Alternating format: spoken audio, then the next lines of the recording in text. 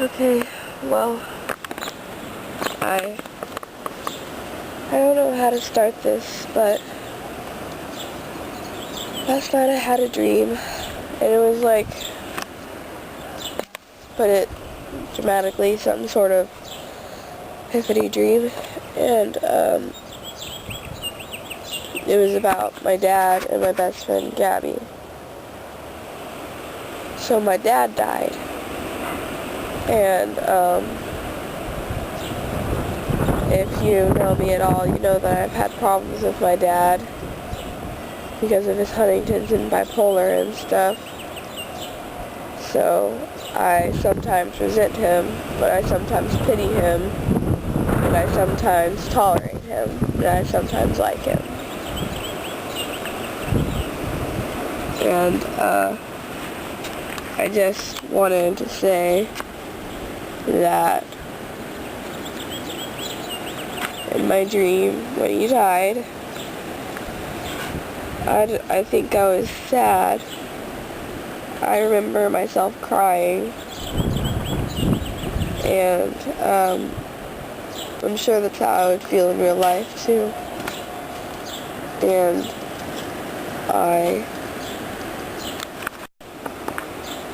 so in my dream, like after like a few days of mourning or whatever, I was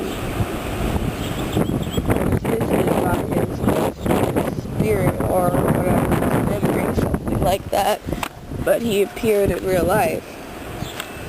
So I was haunted by him. I was scared of him, and I was crying, and I didn't want him to be there. I was scared. I was running from him, but every time I would turn around, he'd be right next to me again, and I couldn't run fast enough. Like, you know those dreams where you can't talk? It's like I couldn't move my legs, but they were moving, but it's like everything around me was too fast or something. So he kept catching up with me, like within an instant. And no one else could see him. So I was alone. And, you know, I had to talk to him or whatever. And I told one of my friends this, and she told me to ask him why he's here. So I asked him, and he says he wanted to talk about the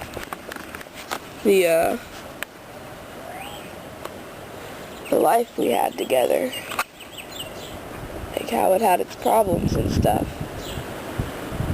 So I didn't know what to say. And in my dream, it's like I couldn't tell him how I felt because I couldn't put it into words. I couldn't tell him that I loved him. I couldn't tell him that I wanted him to know that. And I couldn't tell him that I acted that way for no good reason and stuff. I couldn't put it into words. And also, on top of me not being able to put it into words, it's like coincidences in the dream made it unable for me to finish sentences and stuff like that. So I just couldn't tell him. But I think he knew because he was like at ease or something like that. And somehow Bryce comes up in this situation. Like, he's not dead. He's just there, you know? And so I'm talking to him, and I don't know if Bryce can see Dad or not, but I asked Dad, did you talk to Bryce too? And he's like, he hasn't listened to me yet, or he hasn't answered, or something like that.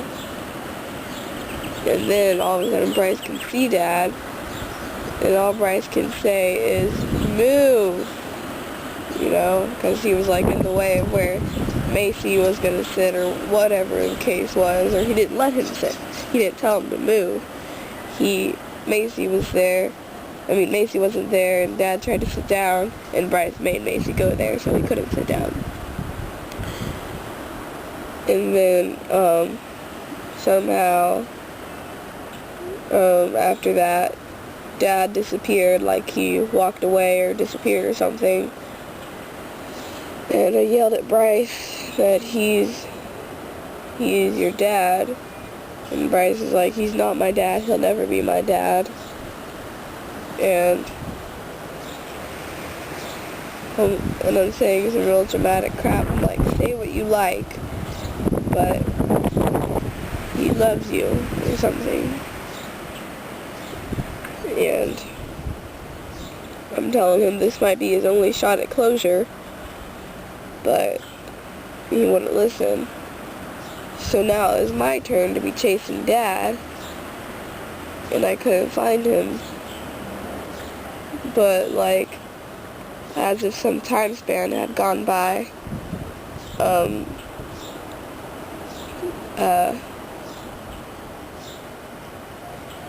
I was at some sort of beach or lake or something, and I was chucking rocks, and then I see him, Dad,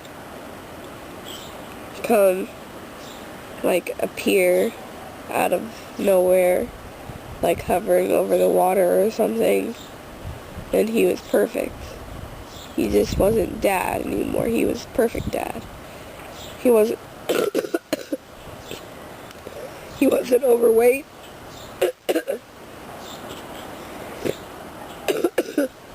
He had all of his hair. He was dressed nicely, and his beard was trimmed, or no, he didn't have a beard, it was shaved off. I don't think he had a mustache either. And he was just well kept and stuff. So, he was just perfect, and I don't know why he was there, but I think he was trying to thank me or something. And I was trying to yell at him, throw out explanations of why I had felt this way toward him, and all he could do was, like, thank me and like, disappear again. And that was the last time he appears in my dream. And I don't know what happened with him and Bryce, but that's it. So then we're on to Gabby. And she's dead, just like Dad was dead. And this is like a separate dream, you know? Like, you can have more than one dream in one night. This is like a separate dream. And, she's dead. And, it's like I'm in denial or something, because when her ghost or spirit or whatever appears, I'm not scared of it, I'm not running from it, I'm just acting like normal. Hey Gabby, what's up? And I'm in her room, and I'm helping her pack or whatever to move to Florida or something, and we're just talking like nothing happened. You know, there's nothing to talk about.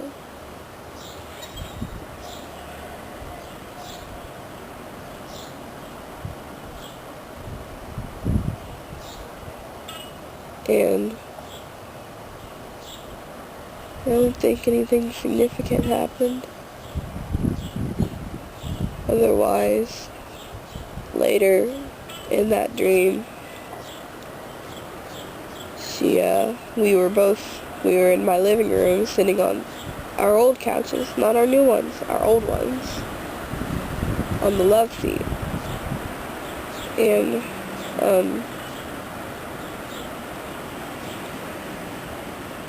I was telling her how she's really gone.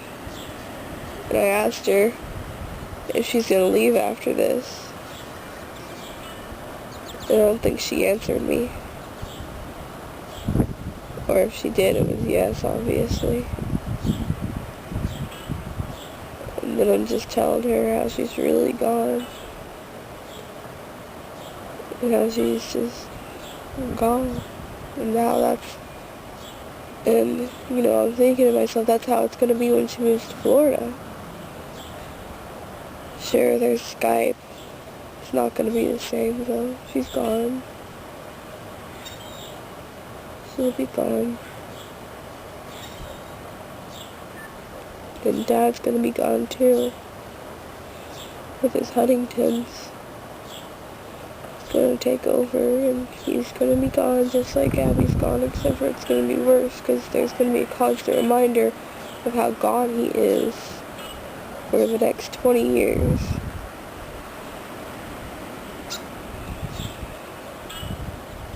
I think in my dreams, I remember flying down to Florida for her funeral.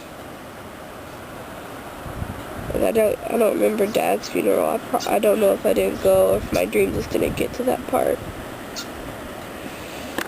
But that's it. That's the dream I had. Sorry it's so long.